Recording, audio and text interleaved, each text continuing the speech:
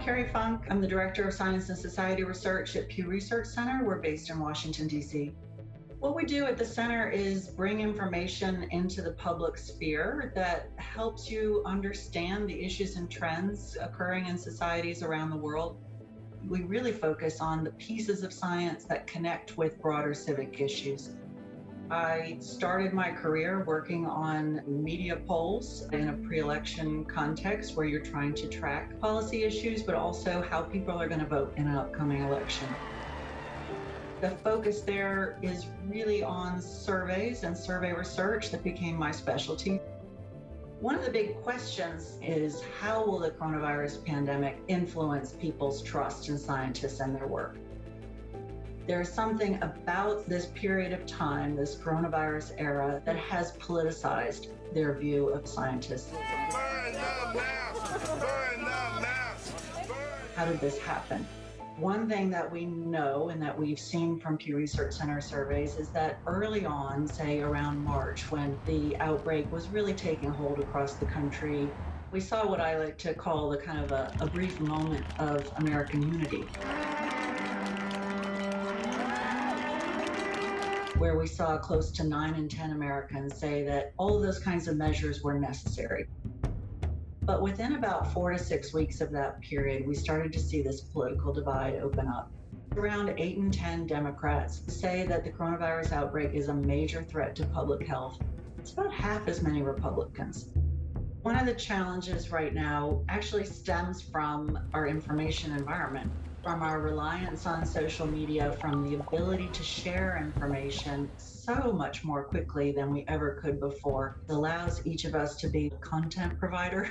In just about 48 hours, you can spread misinformation all the way around the world through these channels. That means that if you're trying to counter misinformation, you also need to be working in real time. You cannot afford to wait. And that has to do with really cognitive psychology. If you let these ideas stay out there and if you allow them the opportunity to be repeated and repeated and repeated, all that does is make it harder and harder to combat false information. Some people think about divisions and have even used the idea that there's a war on science. The thing that we see in center surveys is actually that there's no particular segment of the American public that takes a position that you might consistently think of as anti-science. Sometimes we see things like climate issues that are strongly divided by politics. I can't underscore that enough. It's not a crisis. The climate's been changing forever, and it will always change. But we don't see political divisions in other areas, or we haven't up to this point. How people are thinking about these issues is really rooted in the beliefs they bring to the table. The beautiful child went to have the vaccine and came back, and a week later got a tremendous fever, got very, very sick, now is autistic. We asked about what would lead to more trustworthy scientific information. Most people said that when they hear about scientific research where the data is openly available to the public, that tends to increase their sense of trust in that information. So that really underscores the idea that transparency can help foster a better sense of trust in scientific research.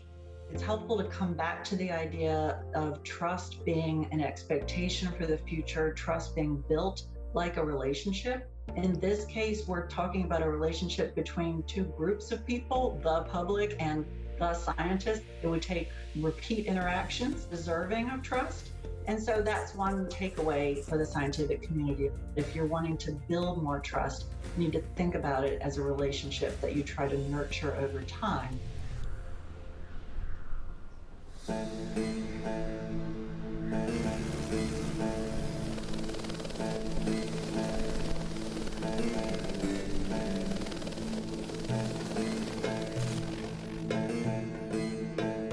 My name is Dr. Faris Bukhabzin. I'm CEO of Scientific Saudi, and I live in Saudi Arabia. Scientific Saudi is a science communication agency that works to promote science and people understanding of the importance of science in their daily life. I started Scientific Saudi with my friend. We started a Facebook group where we wanted to share new scientific discoveries with our friends, family, and people who are interested in science. That very small Facebook group gradually grew to become a volunteering team of hundreds of members all over the Arab world in a matter of years. Saudi Arabia is an oil-based country. Our whole economy to a very recent period was maybe 70 to 80% based on oil. However, the oil prices on several occasions dropped down to catastrophic levels where the Saudi economy could not sustain itself. Saudi Arabia now is trying to diversify its economy to a knowledge-based economy. This was propelled by the new Vision 2030, where science is taking the lead. The Saudi government themselves determined that Saudi Arabia should focus more on science as a national strategy. Prior to the recent interest in science, it was just something secondary. It was a mere luxury. It was not a necessity. However, that now shifted 180 degrees. We are now seeing heavily reliant decision-making process on scientists and their research and policy recommendations, and even to the highest level of government where you have scientists directly advising all of the decision-makers, whether it was the king, the crown prince, or the ministers themselves. And that is quite a transition. There are a few mega projects in Saudi Arabia that include NEOM. They are trying to build a whole new city from the ground into a smart city. You will have smart roads, sewage systems, smart factories, smart healthcare, smart telecommunication. Basically, the stated goal of the government here is to have more living robots in this city more than humans. I feel that people like interacting with me, sometimes even more than a regular human. The interest of the Saudi government in science definitely impacted how the public sees science. Now people are more aware of STEM fields, for example, and how they should determine their career for the future. Medical research, mathematics, physics, and even now the rise of Saudi space industry. They are going for astrophysics. So the public is shifting their interest in alignment with the government. So that's one of the points we can compare between Saudi Arabia and the United States, for example, where you have your political lines that is drawing the acceptance of science, the utilization of science as division factor or tool did not happen here. We don't have political multi-pluralism. What happened actually since day one in the coronavirus pandemic is that the Saudi government took the scientific recommendation and they implemented it right away. I will give you, for example, one of the main concerns here in the scientific community was the vaccination. People believe in vaccination. There was a law for the protection of children here in Saudi Arabia that mandated vaccination. And if you not vaccinate your child, you are an abuser and you are a criminal. There was no two parties trying to play on this issue in order to polarize their supporters over it. We have only one player in the field here, and thanks God, they were scientifically oriented. However, even if there were some divisions, they can be simply overruled by a governmental rule. There was a law that stated anybody who's spreading rumor is going to be criminalized. There was no shopping panics. There were no empty shelves. Everybody stayed calm. The disinformation or misinformation that revolved around the COVID-19 pandemic here in Saudi Arabia or the Arab world are very similar to what you have seen in other parts of the world. However, to give a special Saudi perspective, the first epicenter of the pandemic here in Saudi was in the eastern region of Saudi Arabia, where I am stationed. The people who are living in that area are from a religious minority. At the beginning, they were the most affected people, and by default, they were the most transmitters. There was a type of xenophobia or racial or religious bias against a certain group of people. However, when the pandemic hit all parts of Saudi Arabia and everybody felt the impact, that narrative or that level of rhetoric came down and people started realizing the level of the catastrophe that we are going through. Since day one of the pandemic, we have seen a united front from the government. I believe this is one of the most important causes that Saudi Arabia was able to tame the virus since an early stage. What brings me hope for the future are two things. First of all, the status of science today, the amount of strides that we have already made. The second is that people are going to realize that international collaboration is the only way forward, and we are going to see huge reforms for the UN, WHO, the WTO, and other international bodies, because this is the only way that we can move as a human race.